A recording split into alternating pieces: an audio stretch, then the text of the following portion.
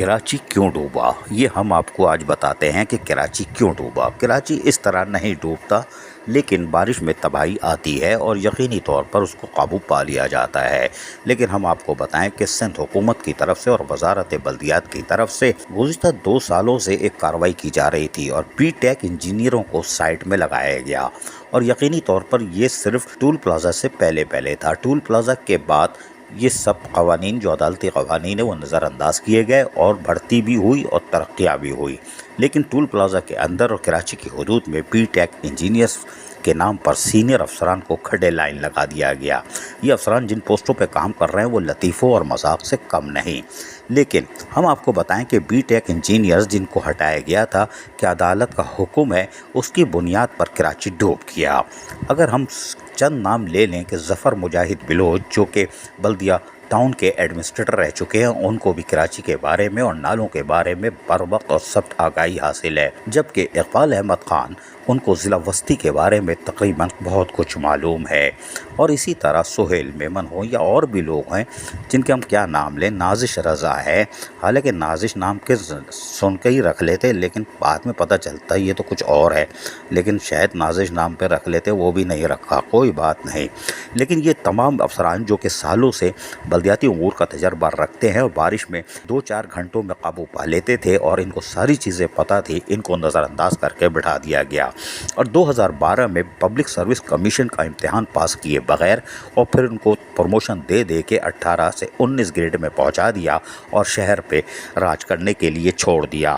اور پھر عید الاضحیٰ آئی تو وہ عید کی سنت ابراہیمی ادا کرنے بھی روانہ ہو گئے۔ ہم بتاتے جا رہے ہیں، چاہے وہ بلدیہ ملیر ہو یا اور بھی علاقے ہیں، ہم نام بھی لے سکتے ہیں، لیکن چھوڑو۔ لیکن کراچی کے جو سینئر افسران تھے ان کو بی ٹیک کے نام پر مار دیا گیا اور کراچی کی تباہی یقینی ہے۔ گزشتہ سال بھی بارش ہوئی تھی، ایڈمنسٹریٹر ہوں یا وزیر اعلیٰ سندھ ہوں یا ناصر شاہ ہوں یا دیگر لوگ ہوں، وہ شاہراہوں پر تھے۔ ناگن چورنگی ہو یا کیڈیے چورنگی ہو، سب کا معائنہ کیا تھا۔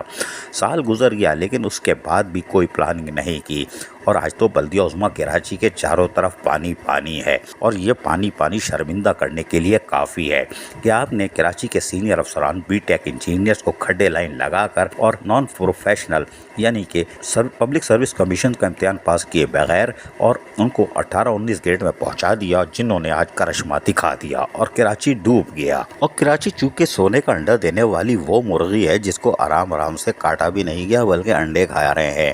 نتیجہ یہ ہوا کہ نالا صفائی، جی ہاں نالا صفائی، اس کے نام پر 50 کروڑ اور اب تو اربوں کا پروجیکٹ بن چکا ہے، اور یقینی طور پر نالے کے اندر پیسے بہائے جا رہے ہیں اور پیدہ گیری کی مہم چل رہی ہے۔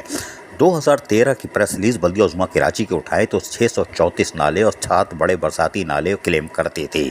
جب سے 50 کروڑ روپے کی ادائیگی شروع ہوئی ہے 2013-14 سے، یہ پیدہ گیری کا گھر بن گیا، اور نتیجہ یہ ہوا کہ ہر سال کراچی ڈوبتا رہا اور پیدہ گیری مہم جاری رہی اور 50 کروڑ ہر سال ضائع ہوتے رہے۔ اب تو اربوں کا پروجیکٹ ہو گیا ہوگا، 1-1.5 ارب روپے نالا صفائی پہ خرچ ہو گئے ہوں گے، لیکن کوئی گریپ کرین خریدنے کو تیار نہیں ہے۔ 1 ارب سے کتنی گریپ کرین آئے گی؟ 1 کروڑ کی ہے تو 100 آئے گی، تو اس پورے سال اگر کام کرتی تو شہر بچ جاتا، لیکن کوئی بات نہیں، پیدہ گیری مہم رک جاتی، کوئی بات نہیں۔ اور نتیجہ یہ ہوا کہ پیدہ گیری مہم نے کراچی کو ڈبو دیا۔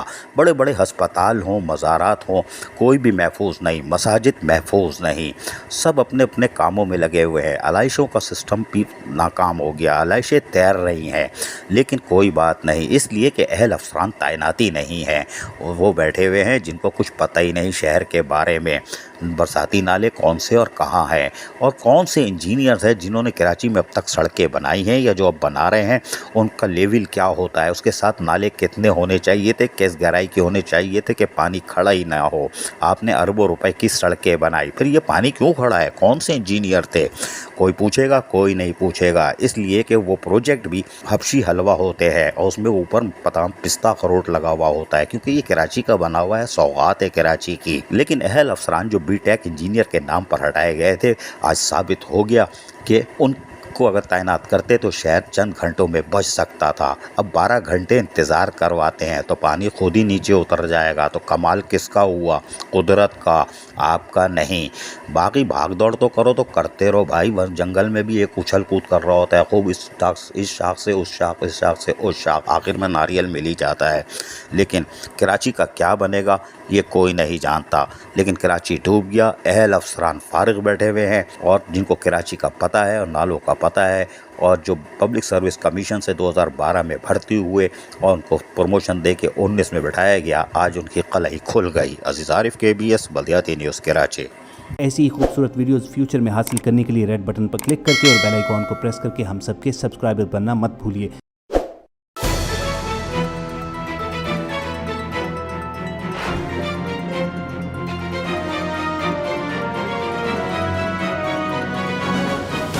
KBS بلدیاتی نیوز۔